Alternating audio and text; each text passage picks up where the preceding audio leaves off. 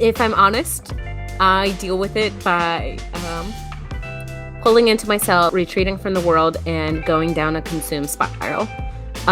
Whether that is I will go watch a show, I will absolutely go smoke a joint, and go, for better or worse, definitely one of the struggles that I have is I will also eat a lot of food. Like, that's one of the things that I'll go and consume, and I'll just go and start just consuming things for myself and pull myself away from the world when I'm having a really shitty day. Or I'll do the opposite and go bug a bunch of people if I have people to bug. I sulk until I want to do something to make myself feel better, which usually would involve TV, ice cream, a walk alone, or an intense rant session. The first thing that comes to mind is privately. And I mean, I just deal with it. I know it'll pass. Like, oh, it's a bad day, just go to sleep, move on to the next one. I mean, especially if I know the reasons why I'm having a bad day, it's typically because, oh, I didn't sleep well, and so I didn't start the day well enough. So the solution is I have to sleep more tonight.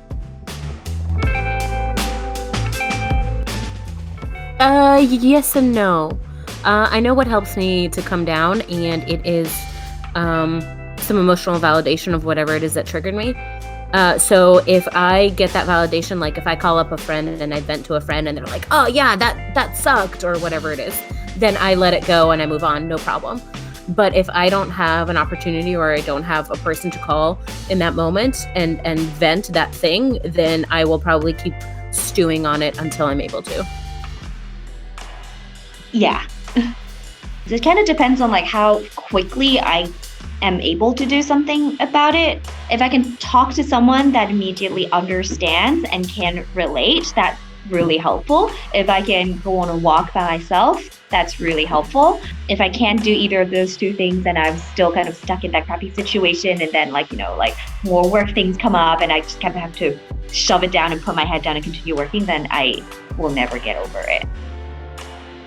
Yeah, actually I do. And I know it's irrational, like I know this will pass, but in the moment I kind of tend to forget that pattern. So I'm freaking out.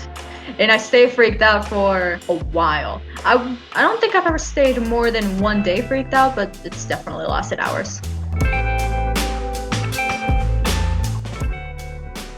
One of the emotions that I use is that, especially when faced with a decision, like a real decision, not an in the moment decision, I ask myself the question of which one will I regret later? Like so I leverage that fear of regret, which is where my fear of complacency comes from. And I ask myself, okay, like I have these two options in front of me, take them both to their worst case scenario. Which one will I regret more?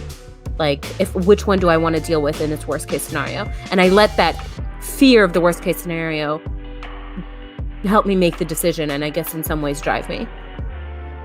No, I would say that when I think about challenges and goals, to me, they both require kind of like a very logic-driven, step-by-step type of approach. And so, yeah, even with like emotional and relational challenges, I feel like I see them as kind of a problem that needs to be solved. So I approach them in a pretty rational manner.